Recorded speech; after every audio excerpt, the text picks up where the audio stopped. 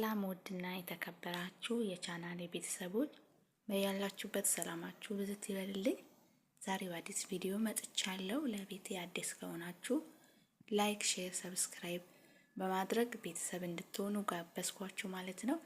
ዛሬ ግን በጣም ከፍቶኝ ነው የመጣሁት። እውነት ለመናገር ያው ወንድ ልጅ ስደት ላይ እንደዚህ ሲሆን ማየት በጣም ያማል ማለት ነው። አንድ ሰው ብቻ አይደለም። ያው ብዙ ጊዜ ያው ሚዲያ ተጠቃሚ ስትሆኑ ብዙ ችግሮችን ታያላችሁና በዚህን አክል ደግሞ የከፋ ችግር እኔ በጣም አይቼ አላቅምና ትላንትና አጋጣሚ ሆኖ ቲክቶክ ላይ ስገባ እንግዲህ ሁሉም ሰው አይቶታል ብዬ አስባለሁ። እና እውነት አንዳንዴ ሰውነን እንደ ሰው እናስባለን እንደ ብዬ እስከማስብ ማለት ነውና ሳሪ ቤት ገባለው ያየሁት ነገር ሰው እንዴት ወገኑ ላይ እንደዚህ ጨክናል። በተለይ ደግሞ የኛ ሀገር የሀገራችሁ ስጋችሁ ወንድማችሁ የሆነ ሰው ላይ እንደዚህ አይነት ሰውን በምግብ መቅጣት ከሀገር አምጥታችሁ ምናምን ሲያለቅስ እንዴት አንጀቴን እንደበላኝ ማለት ነው።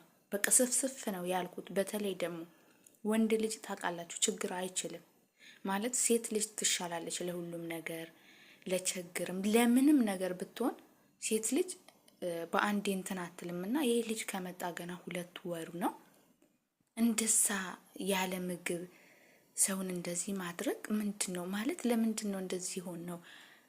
እኔ ራሴን እስከምጠይቅ ድረስ ማለት ነው። ማለት አንድ ሰው ሌላ ሰው በደለን ብለን እንጮሃለን እንጂ እኛው በራሳችን ወገን በራሳችን በወንድማችን በምንለው ነው ብዙ ጊዜ ስደት ላይ ያሉ እህትና ወንድሞቻችን የሚበደሉት ማለት ነው። ይሄ ደግሞ እውነት ነገር ነው ማለት ታውቃላችሁ። በተለይ ደላላ የተባለ የማን ነው የዱባይም የሳውዲም የሁሉም ሀገር ደላላ የተባለ ትንሽ ጥቂቶች አሉ በጣም ጥሩ የሚሰሩ ግን በብዛት የሚሰሩ ለወዳቸው ነው እንጂ አምጥተው የት ይሁኑ የት ይግቡ ምናምን በጭራሽ ያው ቼክ ማረጉ ብዙዎች አሉና ይሄ ልጅ እንግዲህ ከመጣ 2 ወሩ ነው ገና።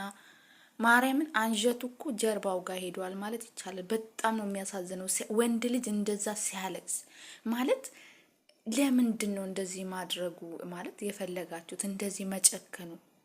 እኔ እኮ ሰው እንዴት ነው ሰው ሆኖ ሰው ላይ የሚጨክነው? በዛ ላይ እኮ ወንድ ሆነው እሺ እኔ አሁን እውነት ግን ሌላ ሰው እንደዛ ቢያረግ የመናገር እንትኑ ራሱ አይኖራችሁም። ሰው የራሱ ሰው ካልደገፈ እንኳን ይሄ ልጅ መጥቶ አምጥታችሁ ስራ እንደዚህ እንትን ብላችሁ ይሄ ልጅ ያልፈልኛል ብሎ ወይ ቤተሰብ ረዳለው ብሎ በነገራችን ላይ ብዙ ጊዜ ይነገራቸዋል፣ አይሰሙም። እኔ ከሀገር የሚመጡ ልጆች በራሱ አይሰሙም፣ ችግር አለባቸው። ለምን ስለማያውቁት ስሜቱ። ያወቀ ግን ሰው ሲናገር ብዙ ጊዜ ብሬክስ ይናገራል፣ መሲ ትናገራለች፣ ሳራ ትናገራለች። የእውነት እነሱ እኔ ለነሱ ምስጋና ማለት ለማመስገን ቃላት ነው የሚያጥረኝ። በጣም የሚገርሙ እየተሰደቡ እንኳን ለብዙ እህትና ወንድሞቻችን የሚደርሱ ስደት ላይ እነሱ ናቸው። ከዚህ በፊት አይታችኋል የሆነ ልጅ እንደዛ ሲያለቅስ ማለት ነውና አሁን እንግዲህ ሳሪ ነች እቺ ልጅ ማለት በቃ እንዴት ነው ልጁ በጣም ነው አንጀት የሚበላው። ማውራት እንኳን እኮ የማይችል ሰው እንዴት ነው ሰውን በራብ የሚቀጣው? አረ ወገን ወዴት እየሄድን ነው? ሰው ሀገር ላይ መደጋገፍ ሲገባን መረዳዳት ሲገባን እኛ ግን እንደዚህ እርስ በራሳችን ማለት ብር ማምለክ እኮ ነው። በቃ እንደዚህ ስታስቡት በቃ አመጣችሁ ያ ሰው ትጥላላችሁ። በቃ የምትፈልጉት ብር ነው፣ ብራችሁን ነው። ይሄ የጊዜ ጉዳይ ነው። እናንተም የእጃችሁ ታገኛላችሁ። እንደዚህ የምታረጉ ሰዎች የጊዜ ጉዳይ ነው እንጂ የምር ታገኙታላችሁ።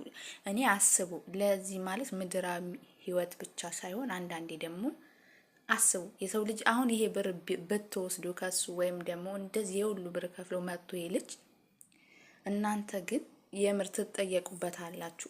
በዚህ ምድር ላይ የሚጠይቃችሁ ሰው ባይኖርም እውነት ፈጣሪ ይጠይቃችኋልና እንደዚህ የምታረጉ ሰዎች ለምንድን ነው ለሰው የማታስቡት? እንዴ አታዩም? እንዴ የሌላ ሀገር ዜጎች እኮ እንዴት በእነሱ ኤጀንሲ ተከብረው እንዴት ሰርተው ሰው ሀገር ላይ እንደ ሀገራቸው እንዴት እንደሚኖሩ ብዙ ሰው ማንም የሚያውቀው ጉዳይ ነውና ብዙ ጊዜ የሚበደሉት የራሳችን ዜጋ ነው ማለት የራሳችን ደግሞ የምንበድለው እኛው ራሳችን ኧረ በስመ አብ በጣም ነው የሚገርመው። እኔ አንዳንድ ጊዜ እኔ ሰው መሆኔ ማለት ሰው ረስቶታል ማለት ነው ሰው መሆኑ በራሱና ብቻ ለዚህ ወንድማችን ድምጽ ሆነን እስኪ ሌላም ሰው ሰምቶ ማለት ከእንደዚህ አይነት ደላሎች እንዲቆጠብ ማድረግ አለብን ብዬ አስባለሁ። ሰው አይሰማም፣ ግን የቻልነውን ማድረግ አለብን ብዬ ስላሰብኩ ነው። ስደት ላይ የምንበጣው የቤተሰባችን ህይወትና የራሳችን ህይወት ለመቀየር ነው እንጂ ለመሞት አይደለም። እና ስትመጡ ባካችሁ በሚታወቅ ህግን ማለት በህጋዊ መንገድ ብትመጡ የሆነ ነገር ብትሆኑ ተጠያቂ የሚሆን ሰው ያስፈልጋል ብዬ ነው ማስበው፣ በመጀመሪያ ስትመጡ በራሱ ማለት ነው። እና እባካችሁ እኔ እውነት ለመናገር በቃ የተለመደ ነገር ሆኗል፣ በጣም የተለመደ በተለይ እኛ ኢትዮጵያን ላይ እንደዚህ አይነት ነገር እኔ ሌላ ሰው እኮ አይደለም የራሳችን ሰው እንዴ ሌላ አሰሪዎቻችን እንደዚህ አይነት ቢበድሉን እኔ አልፈርድባችሁም። ምክንያቱም የራሳችን ሰው ያላከበረን መቼም እነሱ ያከብሩናል ወይም ደግሞ ይረዱናል ምናምን ብዬ አላስብምና እና ተጠያቂ በሆነ ደላላ ህጋዊ በሆነ ነገ የሆነ ነገር ምንም ነገር ቢገጥማችሁ ተጠያቂ የሚሆን ሰው ፈልጋችሁ መምጣት ከፈለጋችሁ ህይወታችሁ መቀየር ከፈለጋችሁ ቤተሰብ ቀይራለሁ ካላችሁ በእንደዚህ አይነት መንገድ ብትመጡ የተሻለ ነውና አንደኛ መጣችሁ የራሳችሁም ህይወት አደጋ ላይ ነው የሚወድቀው። የቤተሰብን በእናንተ የተነሳ ጥሩ ስሜት ላይ ይሆናሉ ብዬ አላስብም። ቤተሰብ ይጨነቃልና የመጀመሪያው አላማችን የምንወጣው ለቤተሰብ ብለን ነው እንጂ ቤተሰብን ለመጉዳት አይደለም። ምክንያቱም እኛ ስንጎዳ ቤተሰብ መቼም በእኛ ይጎዳል። ልጆቻቸው እንደዚህ ሆነው እኔ አሁን ይሄ ቪዲዮ መቼም ቤተሰብ ያየዋል ብዬ አስባለሁ። አሁን እናት ብታይ ቤተሰብ ቢያይ ምን አክል እንደሚሰማቸው በዛ ላይ ልጅ እኮ አራፈር ልብላለት እንዴት እንደሚያሳዝን እኮ እግዚአብሔርን። እኔ ወንድ ልጅ ሲያለቅስ እንደዚህ ሲሆን እኔ አልችልም። እንዲያውም ሴት ልጅ ላይ እኔ በጣም እጨክናለሁ፣ ግን ወንድ ልጅ ላይ እኔ አልችልም። እና እንደዚህ የምታደርጉ ሰዎች እባካችሁ ደግሞ እናንተም ተጠንቀቁ። ግን አይሰሙም። ችግሩ እኛ ብናወራም የሚሰማን ሰው የለም። እና ብዙ ጊዜ እነሳሪ የሚያወራሉ፣ ግን ሰሚ የላቸውም። በአንዱ መማር አለብን ብዬ አስባለሁ። እና ቤተሰብ እናንተ ምን ትላላችሁ?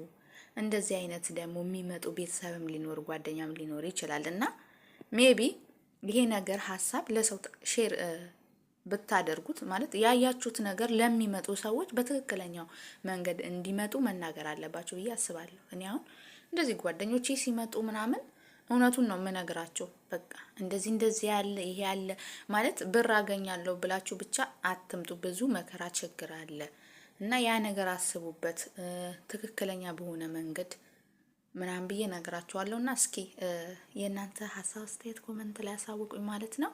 ሰላማችሁ በዝት ይበልልኝ።